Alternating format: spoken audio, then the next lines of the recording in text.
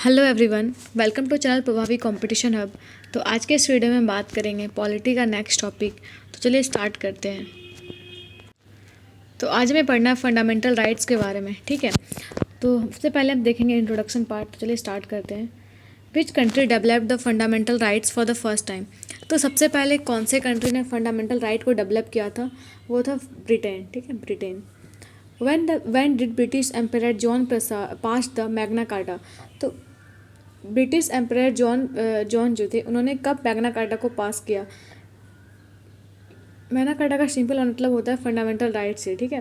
तो ये कब पास किया गया था? 1215। इस वजह से इंडिया के पार्ट थर्ड को, है ना, कॉन्स्टिट्यूशन के पार्ट थर्ड को, जिसमें कि फंडामेंटल राइट्स है, उसको हम लोग कहते हैं मैग्ना कार्टा ऑफ इंडिया, ठीक है। आगे बढ़ते हैं। Which country in 1789 AD granted fundamental rights to its citizen by means of declaration of rights of humans and citizen. तो सबसे पहले कौन से कंट्री ने 1789 में अपने सिटीजन्स को फंडामेंटल राइट्स प्रोवाइड किए? ठीक है, तो वो था फ्रांस, ठीक है। What was the name of the document that provided written fundamental rights to British citizen? तो ब्रिटिश सिटीजन्स को जो फंडामेंटल राइट्स मिला, ठीक है, तो वो डॉक्यूमेंट का नाम क्या था? उस डॉक्यूमेंट को क्या बोला गया? उसको बोला गया मैग्ना कार्टा, या फिर उसको हम बोल सकते हैं चार्टर ऑफ राइट्स, ठीक है, charter of rights. Through which bill the demand for fundamental rights were put forward in India. तो इंडिया में जो फंडामेंटल राइट्स की जो डिमांड बढ़ी, ठीक है, वो कौन से बिल से बढ़ी थी? कॉन्स्टिट्यूशन बिल 1895 से। उस टाइम से फंडामेंटल राइट्स की बात होने लगी थी, ठीक है, लोग डिमांड करने लगे थे फंडामेंटल राइट्स की। which report suggested for inclusion of fundamental rights in the Indian Constitution। उसके बाद कौन से किन के रिपोर्ट ने ये मतलब सजेस्ट किया कि इंडिया का भी फंडामेंटल राइट्स होना चाहिए, ठीक है? वो थे मोतीलाल नेहरू रिपोर्ट, जिसको 1928 में पब्लिश किया गया। आगे हमारा क्वेश्चन टॉपिक है कॉन्स्टिट्यूशनल प्रोविजंस, ठीक है। इसमें हमारा पहला क्वेश्चन है, in the constitution of India fundamental rights were part of. तो हमारा जो कॉन्स्टिट्यूशन था, ठीक है, उसमें फंडामेंटल राइट्स जो थे वो ओरिजिनल कॉन्स्टिट्यूशन में ही लिखे गए थे, ठीक है। ये कोई अमेंडमेंट से नहीं आया, ये ओरिजिनली स्टार्टिंग में ही लिखा हुआ था। In which part of Indian constitution the fundamental rights are ensured. तो हमारे कॉन्स्टिट्यूशन के कौन से पार्ट में फंडामेंटल राइट्स को लिखा गया है? ये पार्ट 3 में, और आर्टिकल 12 से 35 तक में, ठीक है। इसलिए पार्ट 3 को हम लोग क्या बोलते हैं? Magna Carta of Indian constitution. How many fundamental rights are mentioned in Indian constitution. तो इंडिया का जो कॉन्स्टिट्यूशन है, ठीक है, उसमें कितने फंडामेंटल राइट्स मेंशन किए गए? तो 6। पहले 7 थे ओरिजिनली, ठीक है, लेकिन बाद में, है ना, एक हटा दिया गया राइट टू प्रॉपर्टी को, उसको लीगल राइट बना दिया गया। How many fundamental rights were given in original constitution. तो हमारा जो ओरिजिनल कॉन्स्टिट्यूशन था उसमें कितने फंडामेंटल राइट्स दिए गए थे? तो उसमें 7 थे, ठीक है, बाद में एक हटा के 6 कर दिया गया। In enriching the fundamental rights in Indian Constitution, the Constituent Assembly draws its inspiration from। तो जब यहाँ के जो हम लोग जो कॉन्स्टिट्यूंट असेंबली थे, ठीक है, जब वो फंडामेंटल राइट्स को लिख रहे थे, फंडामेंटल राइट्स के बारे में सोच रहे थे, तो वो उन्होंने जो इंस्पिरेशन लिया वो कौन से कॉन्स्टिट्यूशन से लिया था? अमेरिकन बिल ऑफ राइट्स से। इस वजह से हम लोग बोलते हैं कि हमारा जो फंडामेंटल राइट्स का जो कॉन्सेप्ट है, वो हमारा कौन सा कॉन्सेप्ट है? हमारा USA वाला कॉन्सेप्ट है। Which provision in Indian constitution are described as Magna Carta of India.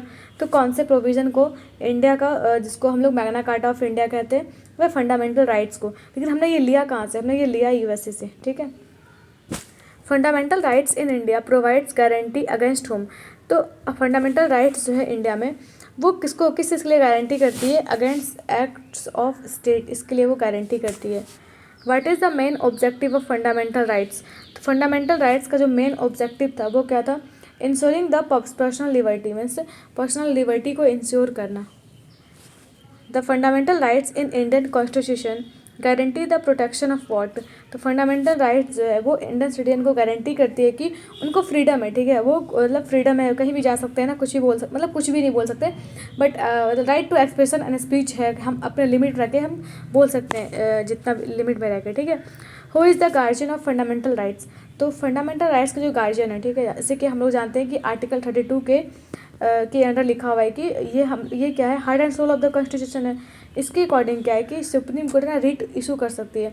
अब रिट इशू करके क्या करेगी? अगर किसी भी पर्सन का फंडामेंटल राइट अगर वायलेट होता है, ठीक है, तो वो जाकर के सुप्रीम कोर्ट में जाकर के वो रिट फाइल कर सकता है, और सुप्रीम कोर्ट ना उसके अगेंस्ट एक्शन लेगी। मीन्स ये क्या है, ये जस्टिसेबल है, इस पर फैसला हो सकता है। Which amendment act of Indian constitution deleted the right to property from fundamental rights and made it a legal right under article 300A। तो कौन से कॉन्स्टिट्यूशनल अमेंडमेंट के थ्रू जो हमारा जो फंडामेंटल राइट्स है, ठीक है, property of right to property, ठीक है, इसको चेंज कर दिया गया, किसमें, राइट टू प्रॉपर्टी को बना दिया गया लीगल राइट। कौन से कॉन्स्टिट्यूशनल अमेंडमेंट से, 44th कॉन्स्टिट्यूशनल अमेंडमेंट 1978। ये बहुत ज़्यादा इंपॉर्टेंट है, सबसे ज़्यादा एग्जाम में ये पूछा जाता है। In which case did Supreme Court observe that fundamental rights represent the basic values cherished by the people of this country since the Vedic times and they are calculated to protect the human dignity of the individual। तो कौन से case में जो supreme court है, ठीक है, उन्होंने ये ऑब्जर्व किया कि फंडामेंटल राइट्स जो हैं वो एक तरीके का बेसिक वैल्यूज़ हैं, जैसे कि हमें बोलने की आज़ादी, तो एक बेसिक वैल्यू है, ठीक है, अगर मतलब कोई भी बोल सकता है। फिर एक हम लोग अपना अपना रिलीजन मतलब प्रैक्टिस कर सकते हैं, ये भी एक बेसिक चीज़ है। फिर सबको इक्वल मिलना चाहिए, इक्वल हर कोई इक्वल है, ठीक है, राइट टू इक्वलिटी है। तो ये भी क्या है, मतलब इस सबको जो है ना, ये बेसिक वैल्यूज़ है from Vedas to till this date. इसलिए है कि मतलब ये इसको प्रोटेक्ट किया जाना चाहिए ह्यूमन बीइंग के वेलफेयर के लिए, ह्यूमन बीइंग के डिग्निटी के लिए। तो ये कौन से केस में ऑब्जर्व किया गया, Maneka Gandhi versus Union of India वाले केस में। आगे बढ़ते हैं। In which case did Supreme Court give the judicial innovation of basic structure doctrine. तो कौन से केस में सुप्रीम कोर्ट ने जुडिशियल इनोवेशन दिया, किस में, बेसिक स्ट्रक्चर वाले केस में। तो केशवानंदा भारती केस जो कि 1973 में हुआ था। In which case did Supreme Court held that the fundamental rights enable a man to chalk out his own life in the manner he likes the best. तो कौन से मतलब केस में सुप्रीम कोर्ट ने कहा कि फंडामेंटल राइट्स जो है, ठीक है, वो किसी एक पर्सन को ये इनेबल करती है ना, एक मतलब एक अलाउ करती है कि वो आराम से जिस तरीके से लाइफ वो जीना चाहता है वो जी सकता है, ठीक है, अपने वे में वो जी सकता है। वो कौन सा केस था, Golaknath versus state of Punjab case. In which case did Supreme court propounded the doctrine of the Eclipse. तो कौन से केस में सुप्रीम कोर्ट ने इस लॉ को दिया, doctrine of eclipse, Bhikhaji Narayan versus state of Madhya Pradesh case में। In which case did Supreme Court held that a post-constitutional law which is inconsistent with fundamental right is not nullity or non-existence in all cases and all purposes। तो कौन से case में Supreme Court ने बताया कि जितने भी constitutional law जो कि मतलब कॉन्स्टिट्यूशन बनने के बाद बनेंगे, ठीक है, post constitutional law which is inconsistent and fundamental right is not मतलब उस किसी भी केस में फंडामेंटल राइट्स को वो नलीफाई नहीं कर सकते हैं, ठीक है। वो था state of Gujarat versus Shri Ambika mills case में। आगे बढ़ते हैं। आगे हम लोग अब फंडामेंटल राइट्स को पढ़ेंगे वन बाय वन करके। तो सबसे पहले फंडामेंटल राइट्स में भी क्या दिया होगा, राइट टू इक्वालिटी, ठीक है। First question is which articles in Indian constitution grant rights to equality. तो इंडियन कॉन्स्टिट्यूशन के कौन से आर्टिकल्स में राइट टू इक्वालिटी दिया गया, आर्टिकल 14 से लेके 18 तक। Which article of the Indian Constitution provides to its citizen equality before the law और equal protection of law। मतलब इंडियन हम लोगों के जो कॉन्स्टिट्यूशन है, ठीक है, उसमें कौन सा आर्टिकल में ये बोला गया है कि हर कोई जो है हर पर्सन क्या है, लॉ के सामने वो बराबर है, ठीक है, चाहे वो कोई भी हो, ठीक है, इट डजेंट मैटर, वो लॉ के सामने क्या होगा, वो सेम ही होगा। वो आर्टिकल 14 में ऐसा बोला गया है। The concept of equality before law in Indian Constitution has been borrowed from which country's jurisdiction। तो जो राइट टू इक्वलिटी है ना, concept of equality before law, तो ये कौन से कॉन्स्टिट्यूशन से लिया गया है इंडियन कॉन्स्टिट्यूशन में, ये यूनाइटेड किंगडम से लिया गया है ना, यूके से लिया गया ये चीज़ कि हर कोई जो है वो इक्वल है लॉ के सामने। The concept of equal protection of laws is based on which countries constitutional law. तो एक तो है कि इक्वलिटी बिफोर लॉ, ठीक है, ये हमने लिया है यूके से। एक दूसरा इक्वल प्रोटेक्शन ऑफ लॉ, ये हमने लिया है कहाँ से, United states of America means US से। Which article of Indian Constitution provides that the state shall not discriminate against any citizen on the grounds only of religion, race, caste, sex and place of birth or any of them। तो कौन से article में ऐसा लिखा गया है कि India का जो कॉन्स्टिट्यूशन है, ठीक है, वो हर किसी को इक्वल राइट देता है, मतलब किसी को डिस्क्रिमिनेट नहीं करता है on the basis of religion, ठीक है, कोई भी पर्सन किसी भी रिलीजन का हो, कोई भी रेस का हो, कोई भी कास्ट का हो, वो फीमेल हो या मेल हो, है ना, और इसका जन्म कहाँ पे हुआ इस बात से कोई फ़र्क नहीं पड़ता है। ये आर्टिकल 15 में लिखा गया है। Under which article 15 clause 3 of Indian constitution the state is empowered to make special provisions for which section. तो ये इंडिया का जो कॉन्स्टिट्यूशन का जो आर्टिकल 15 का क्लॉज 3 है, उसमें ये बोला गया है कि हर एक स्टेट को ये पावर है कि वो चाइल्ड या फिर चाइल्ड के लिए कुछ चाइल्ड को एम्पावर करने के लिए या फिर वुमेन को एम्पावर करने के लिए वो लॉज बना सकती है, ठीक है। वो द चिल्ड्रन एंड वुमेन के लिए लॉ बना सकती है। Which article of the Indian Constitution provides that its state shall make special provisions for the advancement of any socially and educationally backward classes of citizens or for the scheduled caste and scheduled tribes? तो देखिए, अभी तो हमने कहा कि right to equality है, ठीक है। लेकिन अगर कोई पर्सन, कोई एक ग्रुप अगर वो पीछे रह गया, ठीक है, जैसे कि SC ST हो, ठीक है, या फिर वुमेन हो, है ना, कोई भी एक क्लास अगर पीछे रह गया, ठीक है, तो उसको हमें ऊपर लाने के लिए अगर कोई स्पेशल प्रोविज़न देना भी पड़ रहे हैं तो हमें वो देना होगा, ठीक है, ताकि वो सब बराबर पे आ पाए। तो ये आर्टिकल 15(4) में लिखा हुआ है। Which amendment act of Indian Constitution to make special provisions for the advancement of any socially and educationally backward classes of citizen or for SCs and STs? तो कौन सा अमेंडमेंट एक्ट है जो कि स्पेशल प्रोविज़न देता है किसको? SC STs को। किस चीज़ में? ताकि उनका जो एजुकेशन है या फिर उनका सोशल स्टेटस है उसको इंक्रीज़ किया जा सके, उसको बढ़ाया जा सके। 93rd अमेंडमेंट एक्ट 2005 में ये चीज़ को दिया गया है। Under which article of Indian Constitution OBCs have been given the provision of reservation? ठीक है, इसे हम लोग जानते हैं OBC में 2 क्लास होता है ना, OBC NCL means non creamy layer, जिसकी इनकम मतलब 8 लाख से ज़्यादा कम होती है, ठीक है। तो ऐसे पर्सनस को भी क्या गया, कुछ स्पेशल प्रोविजंस दिए गए हैं। वो कौन से आर्टिकल के तहत? आर्टिकल 15 का क्लॉज 4 एंड 16 का क्लॉज 4, ठीक है। तो हम लोग आगे बढ़ते हैं और हमारा नेक्स्ट क्वेश्चन है, which article of Indian constitution provides that there shall be equality of opportunity for all citizens in matters relating to employment और appointment to any office under the state. इसमें क्या है कि हर किस इस आर्टिकल में दिया गया, आर्टिकल 16 में, कि कोई भी पर्सन, ठीक है, अगर कोई वैकेंसी निकलती है, जो भी अगर पब्लिक अपॉर्चुनिटी है, जो भी पब्लिक वैकेंसीज़ है, ऐसा नहीं कि वो अपने लोगों से फिल कर लेंगे, नहीं, वो हर किसी पर्सनस को एक मतलब इक्वल अपॉर्चुनिटी मिलेगा उसका फॉर्म भरने के लिए, ठीक है। हर किसी को अपॉर्चुनिटी मिलेगा और किसी के बीच में बायस नहीं किया जाएगा, ठीक है। कोई भी मतलब किसी भी पर्सनस को डिस्क्रिमिनेट नहीं किया जाएगा।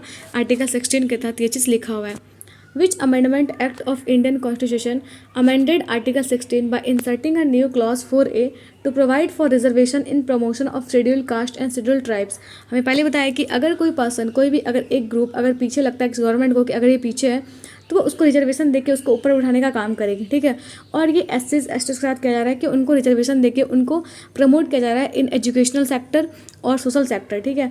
तो ये कौन सा अमेंडमेंट एक्ट के तहत? 77th amendment act 1995। और इसके तहत क्या हुआ कि इस आर्टिकल 16 में क्लॉज 4A को ऐड किया गया है। Which article of Indian constitution abolishes untouchability in any form? तो कौन से आर्टिकल में ये इंडियन कॉन्स्टिट्यूशन जो है वो एबॉलिश करती है अनटचेबिलिटी को? मीन्स हम किसी के साथ छुआछूत वाला व्यवहार नहीं कर सकते हैं, हर कोई इक्वल है, हम किसी को डिस्क्रिमिनेट ही नहीं कर सकते, ठीक है। वो आर्टिकल 17 में लिखा हुआ है चीज़। When was the untouchability act enacted? तो अनटचेबिलिटी एक्ट जो है वो कब अपनाया गया, कब इनेक्ट किया गया? तो 1955 में, ठीक है। इस टाइम में क्या हुआ कि अनटचेबिलिटी या फिर ऑफेंस एक्ट को इनेक्ट किया गया। Which articles of the Indian Constitution abolishes titles except for academic and military distinction conferred by the state? तो कौन से आर्टिकल के तहत टाइटल्स को एबॉलिश किया गया? मीन्स कोई पर्सन ये नहीं बोल सकता है कि हम सर लगा देगा अपने नाम का, ये सब नहीं कर सकते, हम टाइटल्स नहीं लगा सकते नाम के आगे, ठीक है। एक्सेप्ट एजुकेशनल और मिलिट्री डिस्टिंक्शन से, कि हम लोग बोलते हैं ना मेजर हो गया, फिर कर्नल, लेफ्टिनेंट, ये सब हम बोल सकते हैं, ये क्योंकि ये क्या है, एक मिलिट्री डिस्टिंक्शन है। एकेडमिक वैसे कि डॉक्टर है ना, डॉक्टर लगा सकते हैं, इंजीनियर लगा सकते हैं, ये सब ठीक है ना, क्योंकि एकेडमिक और मिलिट्री के अलावा बाकी सारे टाइटल्स क्या हैं, बैन है। ये कौन सा आर्टिकल के तहत? आर्टिकल 18 के तहत। When were the national awards introduced by the center through a presidential notification? तो नेशनल अवार्ड्स को कब इंट्रोड्यूस किया गया, किस तरीके से? प्रेसिडेंशियल नोटिफिकेशन के थ्रू 1954 में। Who propounded the concept of rule of law? तो किसने इस कॉन्सेप्ट को दिया था, किसको? Rule of law. क्योंकि इंडिया में क्या है, सबसे ज़्यादा सुप्रीम क्या है? कॉन्स्टिट्यूशन। तो मतलब जनरली यहाँ पे लॉ कौन कर रहा है, रूल कौन कर रहा है यहाँ पे? लॉ रूल कर रही है, ठीक, गवर्नमेंट रूल नहीं कर रही है, गवर्नमेंट कॉन्स्टिट्यूशन से ऊपर नहीं है। तो यहाँ पे लॉ कौन है, वो रूल ही है, मतलब रूल किसका रूल है यहाँ पे? लॉ का ही रूल है, ठीक है। ये किसने कहा था? A.V. डायसी ने। किसने? A.V. डायसी ने। आगे बढ़ते हैं हम लोग नेक्स्ट फंडामेंटल राइट पढ़ेंगे, राइट टू फ्रीडम। तो इसमें फर्स्ट क्वेश्चन है, under which article the concept of right to freedom is put under. तो राइट टू फ्रीडम को कौन कौन से आर्टिकल के बीच रखा गया है? आर्टिकल 19 से लेकर के 22 तक, 22 तक, ठीक है। How many articles are guaranteed to Indian citizens under article 90। तो अंडर आर्टिकल में ही 19 में ही बहुत सारे मतलब क्लॉज बने हुए हैं, ठीक है, 1 2 3 ऐसे करके 6 क्लॉज तक बने हुए हैं। The six kinds of freedom guaranteed by which article of Indian Constitution are regarding freedom of speech। तो कौन से मतलब 6 टाइप्स के कौन कौन से फ्रीडम ग्रांट किए गए हैं आर्टिकल 19 के तहत? तो इसमें पहला है freedom of speech and expression, peaceful assembly, हम आराम से अगर शांतिपूर्ण हम एक असेंबली बना सकते हैं, ऐसा नहीं हो हल्ला कर रहे हैं। फिर है फॉर्मिंग एसोसिएशन, हम अगर हमको एसोसिएशन बनाना है, चाहे वो एजुकेशन लेवल का हो तो हम बना सकते हैं।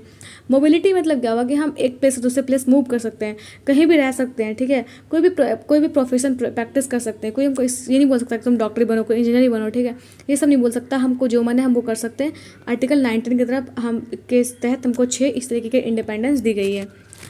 विच article of Indian constitution provides right to freedom of speech and expression. तो right to freedom of speech जो है वो कौन से आर्टिकल में दिया गया है? वो दिया हुआ है आर्टिकल 19(1)(a) में, ठीक है। Which article of Indian constitution guarantees to all citizens the right to assemble peacefully and without arms.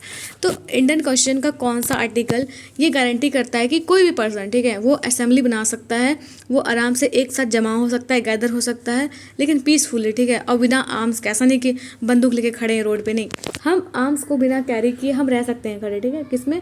Article 19(1)(b) के तहत, ठीक है। Which article of the Indian constitution guarantees the citizens of India the right to form association. और हम लोग association बना सकते हैं, जैसे कि हर स्कूल में या हर कॉलेज में होता है ना स्टूडेंट एसोसिएशन। तो स्टूडेंट एसोसिएशन जैसे कि हुआ, तो हम मतलब एसोसिएशन बना सकते हैं, एक ग्रुप बना सकते हैं, ठीक है। वो कौन से आर्टिकल के तहत? आर्टिकल 19(1)(c) के तहत। Which article of Indian constitution provides right to freedom to move freely throughout the territory of India. तो इंडियन टेरिटरी में हम कहीं भी फ्रीली मूव कर सकते हैं, ये हमारे पास राइट है, ठीक है। तो आर्टिकल को ये कौन सा आर्टिकल में दिया गया है? आर्टिकल 19(1)(d) में। हम कोई भी स्टेट जा सकते हैं, हमको यूपी जा सकते हैं, दिल्ली जा सकते हैं, ठीक, कहीं भी जा सकते हैं, लेकिन बेशक वो इंडियन टेरिटरी का पार्ट होना चाहिए। Which constitutional amendment omitted the article 19(1)(f) that is right to property from fundamental rights. तो कौन से कॉन्स्टिट्यूशनल अमेंडमेंट से आर्टिकल 19(1)(f), ठीक है, इसको एबॉलिश कर दिया गया? तो 44th अमेंडमेंट एक्ट 1978, और इसमें लिखा गया था राइट टू प्रॉपर्टी, ठीक है। Right to practice any profession और to carry an on any occupation, trade और business is provided by which article of Indian constitution. तो इंडियन कॉन्स्टिट्यूशन के कौन से आर्टिकल में लिखा गया है कि कोई भी पर्सन, ठीक है, वो कोई सा भी ऑक्यूपेशन कर सकता है ना, तो कोई भी ट्रेड कर सकता है, कोई भी बिजनेस कर सकता है, ये आर्टिकल 19(1) में दिया गया है, ठीक है। आगे बढ़ते हैं। फिर हमारा नेक्स्ट क्वेश्चन है, the supreme court has declared access to the internet of fundamental right under which articles of the Indian constitution. इसके अकॉर्डिंग क्या है कि हर किसी को इंटरनेट मिलना चाहिए, ठीक है, ये उस पर्सन का फंडामेंटल राइट है। इसमें ये लिखा गया आर्टिकल 19 में। Reasonable restrictions on freedom of assembly can be conferred on what grounds. तो अगर हम अभी बताया ना कि हम लोग असेंबली तो बना सकते हैं, ठीक है, लेकिन पीसफुली, ठीक है। और अगर असेंबली हम बनाते हैं इस सब चीज़ को वायलेट करके, तो वो है ना, उसको मतलब ख़त्म कर दिया जाएगा, उस असेंबली को मतलब डिजॉल्व कर दिया जाएगा। जैसे कि अगर हम पीसफुली नहीं बनाते हैं, ठीक है, या पब्लिक ऑर्डर को फॉलो नहीं करते, या फिर हम सॉवरेनिटी और इंटीग्रिटी ऑफ इंडिया को अगर ठेस पहुंचता है, ठीक है, ऐसा नहीं कि हाँ टेररिस्ट ग्रुप बना रहे हैं, तो ये गलत है। ये फिर ऐसा करेंगे तो फिर तो मतलब क्या होगा वो तो आपको पता ही है, ठीक है। फिर in which case Supreme Court stated that the bandh that is a general strike is illegal. तो कौन से मतलब सुप्रीम कोर्ट ने कौन से केस में कहा कि मतलब बंद जो है, ठीक है, वो कौन ये एक इलीगल है, ठीक है। एक इसमें CPIM versus Bharat Kumar case में 1998 में ऐसा कहा था। Which act provided that the citizens involve in the delivery of essential services can not go on strike. तो कौन से एक्ट में ये बोला गया है कि कोई ऐसे पर्सन, ठीक है, जो इस चीज मतलब बहुत ही एसेंशियल सामान है, जैसे कि मान लीजिए कोई मतलब जैसे कि कोई है ना, मतलब जैसे दूध पहुँचाता है, ठीक है, सुधा डेयरी वाला, ठीक है, या फिर अमूल मिल्क वाला, तो ये स्ट्राइक नहीं आ सकते हैं, क्योंकि ये क्या है, हम लोगों के लिए एसेंशियल चीज़ है मिल्क, तो ये नहीं जा सकते, मतलब है ना कि स्ट्राइक पे नहीं आ सकते। ये कौन से एक्ट में लिखा गया? ESMA means essential services maintenance act 1968 and 1981। Which article of the Indian constitution provided the freedom of press. तो कौन से आर्टिकल में फ्रीडम ऑफ प्रेस के बारे में बात की गई है? आर्टिकल 90 में। ऐसे सेपरेटली कहीं नहीं दिया गया, इसमें इसे आर्टिकल 19 में ही दिया गया फ्रीडम ऑफ प्रेस, ठीक है। According to which article of Indian Constitution, the freedom of hosting national flag upon national and private building is a fundamental right of every citizen. इसके अंडर क्या है कि कोई भी पर्सन है ना, जो वो अपना नेशनल फ्लैग को होस्ट कर सकता है बिल्डिंग पे, ठीक है, प्राइवेट बिल्डिंग पे भी होस्ट कर सकता है, ये हमारा फंडामेंटल राइट है। ये आर्टिकल 19(1)(a) में दिया गया है। Untouchability is the most pervert form of which part of violence. तो अगर कोई भी अगर अनटचेबिलिटी अगर प्रैक्टिस करता है, ठीक है, कोई भी अनटचेबल्स की तरह किसी को ट्रीट करता है, तो वो कौन से मतलब किस चीज़ को वायलेट कर रहा है, वो स्ट्रक्चरल पार्ट है ना, क्योंकि ह्यूमन हायरार्की का वो एक स्ट्रक्चरल पार्ट को वायलेट कर रहा है। Which article of Indian Constitution provides that no person shall be convicted of any offence except for the violation of a law in force at the time of commission of the act charged or as offence। तो कोई भी इस article के according क्या है कि कोई भी पर्सन कोई भी ऑफेंस पे है ना, ऐसे इसको कन्विक्ट नहीं कर सकते, ऐसे ही नहीं पकड़ के जेल में बंद कर देंगे, जबकि उसने कुछ ऐसा ना किया हो, जैसे कि लॉ को वायलेट नहीं किया हो, ठीक है, या फिर कमीशन के कोई भी एक्ट को है ना वो नहीं किया हो, वायलेट नहीं किया हो। तो आर्टिकल 20 इसमें इस चीज़ को दिया हुआ है। Which article of Indian constitution provides that a person accused of offence shall not be witness against himself. इसमें क्या बोला गया कि इस आर्टिकल में कि कोई पर्सन खुद के अगेंस्ट गवाही नहीं दे सकता है। जैसे कि अगर मान लीजिए कि कोई पर्सन अगर क्राइम करता है और वो खुद ही बोल रहा है कि मतलब हमने नहीं करा है, ठीक है, या फिर हमने ही करा है, तो ये अपने से वो खुद के लिए वो अपने से गवाही नहीं, अपने से विटनेस नहीं दे सकता है। ये आर्टिकल 23 में क्लॉज 3 में लिखा गया है। Which legal principle in fundamental rights provides that criminal legislation cannot be given retrospective effect, but they should be given a prospective effect। इसमें क्या लिखा गया है, कौन से फंडामेंटल राइट के लीगल प्रिंसिपल में लिखा गया है कि अगर कोई भी क्रिमिनल लेजिस्लेशन होता है, ठीक है, उसको एक रेट्रोस्पेक्टिव व्यू ना देके क्या किया जाएगा, उसको प्रोस्पेक्टिव व्यू दिया जाएगा। ये लिखा हुआ है एक्स पोस्ट फैक्टो लॉ में। The legal principle which states that an individual cannot be punished twice for the same crime is known as। तो ऐसा नहीं कि हम एक ही पर्सन को सेम क्राइम के लिए दो बार हम पनिश करें, ये नहीं कर सकते, ठीक है। मीन्स यहाँ पे नो डबल जियोपार्डी, ये एक लॉ का प्रिंसिपल है, लीगल प्रिंसिपल है, उसमें ये लिखा गया है कि किसी भी एक पर्सन को हम दो क्राइम के लिए उसको कन्विक्ट नहीं कर सकते हैं। Which article of Indian Constitution provides that no person shall be deprived of his life or personal liberty except according to procedure established by law। तो कोई भी पर्सन की का हम लाइफ से मतलब उसका हम मतलब लाइफ नहीं ले सकते हैं, ठीक है, वो उसका पर्सनल लिबर्टी को नहीं छीन सकते हैं एक्सेप्ट कुछ सर्टन प्रोसीजर्स हैं, ठीक है, उसके अलावा। ये लिखा हुआ है आर्टिकल 21 में। Which article of Indian constitution protects the right of Indian citizen to travel abroad. तो कौन से आर्टिकल के तहत हम लोग अब्रॉड घूमने जा सकते हैं ना, फॉरेन कंट्री जा सकते हैं घूमने के लिए, ये आर्टिकल 21 के तहत। Which articles of the Indian constitution can not be abolish during national emergency. तो कौन से दो आर्टिकल हैं ना जो कि नेशनल इमरजेंसी के टाइम में, क्योंकि नेशनल इमरजेंसी के टाइम में क्या होता है कि सारे फंडामेंटल राइट्स को सस्पेंड कर दिए जाते हैं, ठीक है, एक्सेप्ट 2 है ना, वो कौन कौन से हैं, आर्टिकल 20 और आर्टिकल 21। एक है राइट टू क्या कहते हैं, राइट टू लाइफ और right to personal liberty. Which article of Indian constitution safeguards one's right to marry the persons of one choice. ये कौन सा आर्टिकल में लिखा गया है कि कोई एक पर्सन अपने चॉइस के दूसरे पर्सन से वो शादी कर सकता है। ये आर्टिकल 21 में लिखा है, इसमें लिखा हुआ है राइट टू पर्सनल लिबर्टी, ठीक है। Where did the doctrine of due process of law originate. तो doctrine of due process of law कहाँ से ओरिजिनेट होता है, ये होता है यूनाइटेड स्टेट में, ठीक है, यूनाइटेड स्टेट्स में। आगे बढ़ते हैं।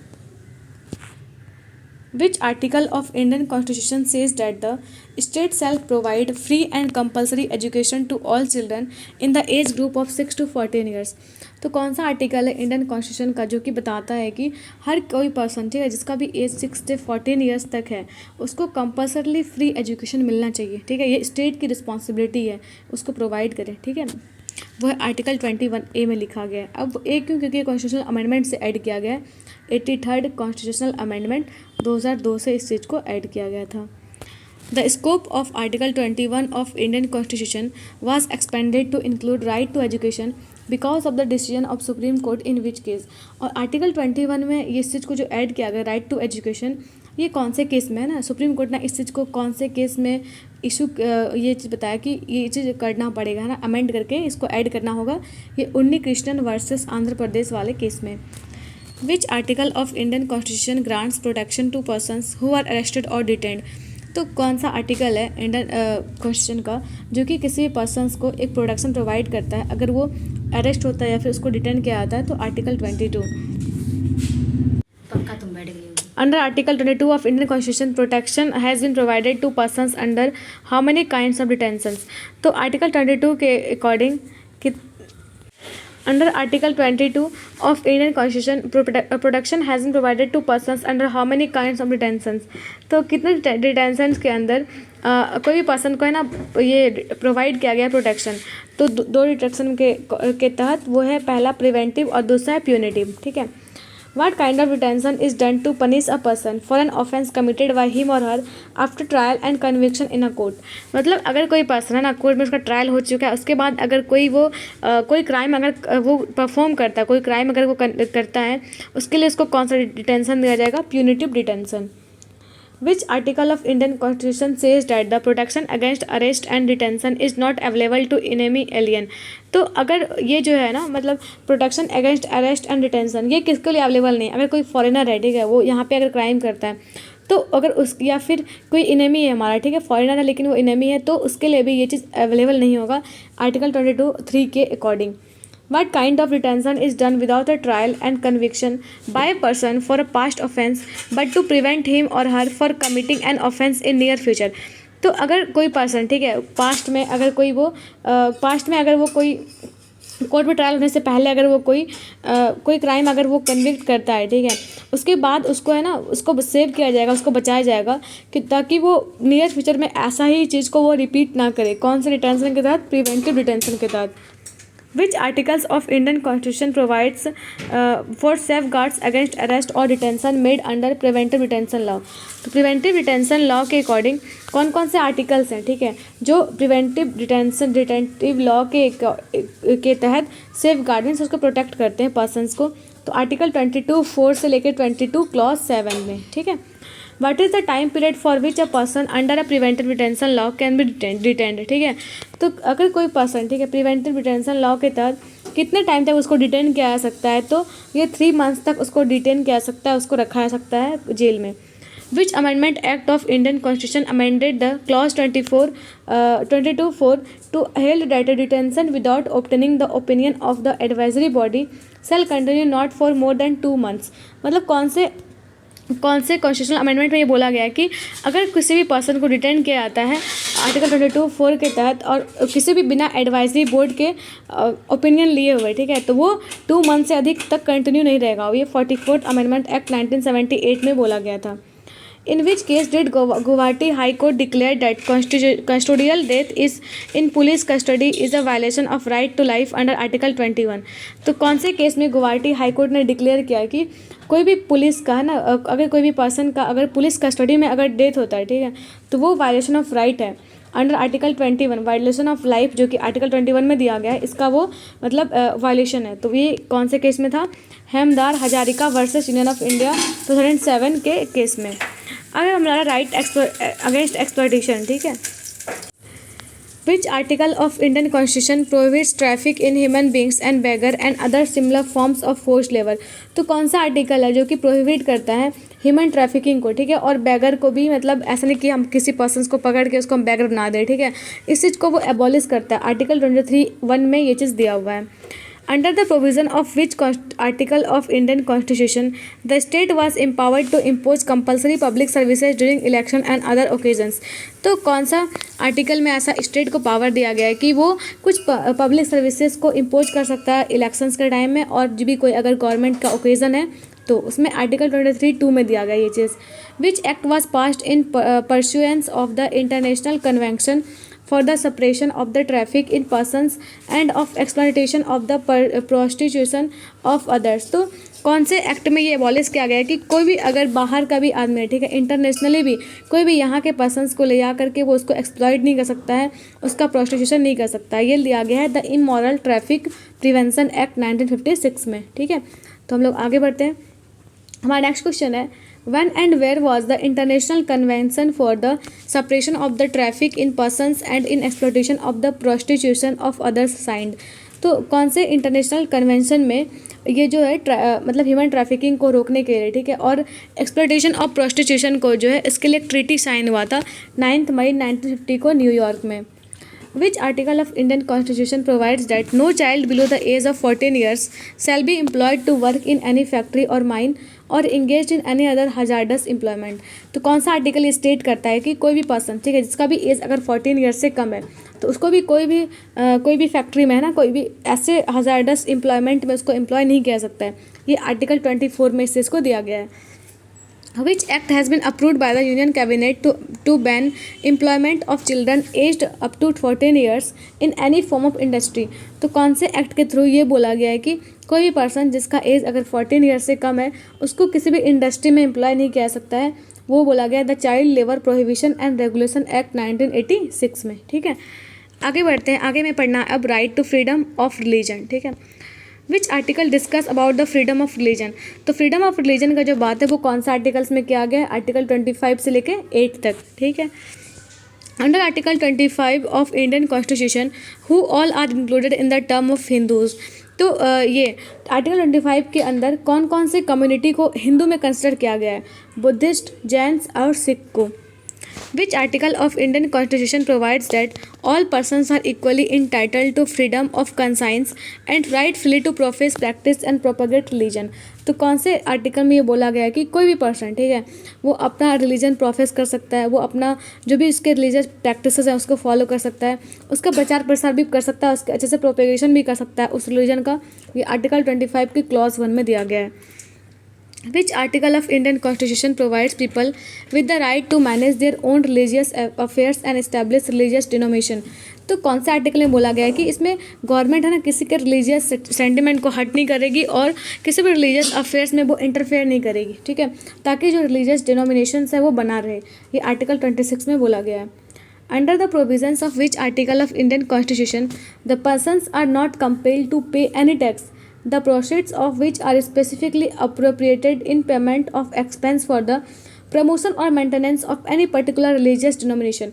अगर इसमें क्या बोला गया कि सरकार जो है, ठीक है, जो गवर्नमेंट है वो किसी टाइप का टैक्स नहीं लगा सकती अगर उस पैसे को खर्च किया जा रहा है किसी के मेंटेनेंस में, रिलीजन को प्रोपोगेट करने में, ठीक है, उसके प्रमोशन में या किसी रिलीजियस प्लेसेस के मेंटेनेंस में, इस पर वो गवर्नमेंट टैक्स नहीं लगा सकती है। ये दिया गया आर्टिकल 27 में। Which religious act is excluded from the freedom provided under Article 28 of the Indian Constitution? तो कौन से रिलीजियस एक्ट में जो फ्रीडम को एक्सक्लूड किया गया है, ये आर्टिकल 28 में जो दिया गया है वो पिलग्रिमेज वाला, ठीक है। Which article of Indian Constitution provides that no religious instruction shall be provided in any educational institution wholly maintained out of the state funds? तो इसमें क्या बोला गया कि कौन से आर्टिकल में ये बोला गया है कि कोई भी अगर रिलीजियस इंस्टीट्यूट है, ठीक है, जैसे कि मदरसे सब होते हैं, ठीक है, तो वहाँ पे जो एजुकेशन है वो मतलब वहाँ पे जो भी एजुकेशन है उसको मेंटेनेंस जो होगा वो स्टेट फंड से बाहर होगा। ये आर्टिकल 28 में दिया गया है। फिर एक कल्चरल एंड एजुकेशनल राइट्स, ठीक है। Under the provisions of which article of Indian constitution no citizen shall be denied admission into any educational institution maintained by the state और receiving aid out of the state funds on grounds only of religion, race, caste, language और any of them? तो इसमें क्या, इसका simple मतलब ये हुआ कि कोई भी अगर एजुकेशनल इंस्टीट्यूशन है, ठीक है, वो किसी पर्सन को एडमिशन लेने से डिनाई नहीं कर सकती अगर वो प्रॉपर क्वालिफिकेशन अटेन करता है, ठीक है, चाहे वो एजुकेशन इंस्टीट्यूशन है वो किसी भी रिलीजियस का क्यों नहीं हो, ठीक है, उससे कोई फ़र्क नहीं पड़ता। ये दिया हुआ आर्टिकल 29 में। Which article of Indian Constitution provides the right of minorities to establish and administer educational institution of their own? तो कौन सा आर्टिकल है ये स्टेट करता है कि कोई भी माइनॉरिटीज है, मुस्लिम हो या फिर ये पारसी हो, ठीक है, वो अपना एक एजुकेशनल इंस्टीट्यूशन बना सकते हैं। इसमें कोई वो नहीं होगा, रोक टोक नहीं होगा, ठीक है, वो माइनॉरिटीज़ जो हैं वो अपना एजुकेशनल इंस्टीट्यूशन बना सकते हैं। ये आर्टिकल 30 में दिया गया है। आगे बढ़ते हैं। फिर हमारा क्वेश्चन है राइट टू कॉन्स्टिट्यूशनल रेमेडीज, ठीक है, जिसको कि डॉक्टर BR अम्बेडकर ने स्पिरिट ऑफ द कॉन्स्टिट्यूशन भी कहा था। फर्स्ट क्वेश्चन है which provisions of the Indian constitution is defined as spirit of the constitution by BR Ambedkar? तो कौन से आर्टिकल को ये बोला गया कि ये संविधान की आत्मा है, ठीक है, स्पिरिट ऑफ द कॉन्स्टिट्यूशन है, किसके द्वारा बोला गया? डॉक्टर BR अम्बेडकर के द्वारा। और वो आर्टिकल कौन सा था? राइट टू कॉन्स्टिट्यूशनल रेमेडीज, ठीक है, ये लिखा किस में? आर्टिकल 32 में। Which article of the Indian constitution has been defined as the cornerstone of the democratic edifice raised by the constitution. तो कौन से आर्टिकल को ये बोला जाता है कि ये क्या है, एक कॉर्नर स्टोन है, कौन से डेमोक्रेटिक एडिफाइस का, ये आर्टिकल 32 है। Which article of the Indian constitution gives supreme court the power to issue writs. तो सुप्रीम कोर्ट जो है ना, अगर किसी भी पर्सन का फंडामेंटल राइट्स अगर वायलेट होता है तो वो सुप्रीम कोर्ट के पास जा सकता है, क्योंकि ये फंडामेंटल राइट्स जो हैं वो जस्टिसेबल हैं, वो जा सकता है और उसको जस्टिस मिलेगा, ठीक है। और सुप्रीम कोर्ट इस मैटर में कौन से आर्टिकल के तहत फैसला सुना सकती है, आर्टिकल 32 क्लॉज 2 के तहत रिट्स इशू करके, ठीक है। In which case did the Supreme Court held that it is because of this article that Supreme Court should be declared as the guardian or protector of fundamental rights। और इसी ground पे, मतलब article 32 के basis पे ही supreme court को क्या बोला जा सकता है कि ये मतलब कॉन्स्टिट्यूशन का या फिर फंडामेंटल राइट्स का क्या ये गार्जियन है, ठीक है, प्रोटेक्टर है। कौन से केस में इस चीज़ को बोला था सुप्रीम कोर्ट में, Ramesh Thapar versus state of Madras, जो कि 1950 में हुआ था। इस केस के बाद इसको बोला गया था, ठीक है। In which case did Supreme Court strike down Section 66A of the Information Technology Act 2000 as the ultra wires और अनकॉन्स्टिट्यूशनल।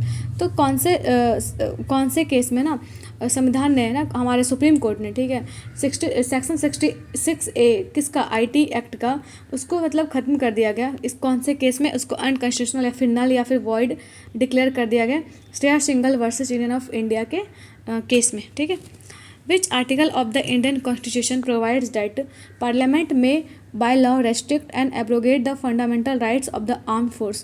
तो कौन से आर्टिकल के तहत ये बोला गया है कि ये जो पार्लियामेंट है, ठीक है, वो आर्म्ड फोर्सेस के फंडामेंटल राइट को एबॉलिश कर सकती है, ठीक है। ये आर्टिकल 33 में दिया गया इस चीज़ को। Which Amendment Act of Indian Constitution amended Article 33 to include members of intelligence and persons employed with telecommunication system under the jurisdiction of this article। तो कौन से अमेंडमेंट एक्ट के थ्रू क्या बोला गया कि जो कि आर्टिकल 33 में, कि जितने भी इंटेलिजेंस या फिर पर्सनस जो भी एम्प्लॉयड हैं, ठीक है, टेलीकम्युनिकेशन और या फिर टेलीकम्युनिकेशन सिस्टम में, वो इस आर्टिकल के जुरिस्डिक्शन में आते हैं, आर्टिकल 33 के जुरिस्डिक्शन में। तो ये था 50th constitutional amendment act 1984। Which article of Indian Constitution provides for restriction on fundamental rights during the operation of martial law। अगर किसी कंट्री में मार्शल लॉ लग जाता है या फिर वहाँ पे है ना, अगर इमरजेंसी लगा दिया जाता है, नेशनल इमरजेंसी, उस टाइम में जितने भी फंडामेंटल राइट्स हैं सारे सिटीजन्स के, वो एबॉलिश हो जाएंगे। ये किसमें लिखा गया, आर्टिकल 34 में। लेकिन इस केस में भी दो आर्टिकल बचे रहेंगे, आर्टिकल 20 और आर्टिकल 21। 20 में क्या है कि राइट टू लाइफ, ठीक है, जीवन जीने का अधिकार सबको है, तो ये उस टाइम भी रहेगा। और आर्टिकल 21 में क्या है कि राइट टू पर्सनल लिबर्टी, ठीक है, ये चीज़ भी उस टाइम रिटेन रहेगा, ठीक है। तो हम लोग अब नेक्स्ट वीडियो में पढ़ेंगे DPSP के बारे में, directive principle of state policy. I hope आपको समझ में आएगा, ठीक है। तो वीडियो को लाइक करिए, चैनल को सब्सक्राइब करिए, and thank you so much and have a nice day.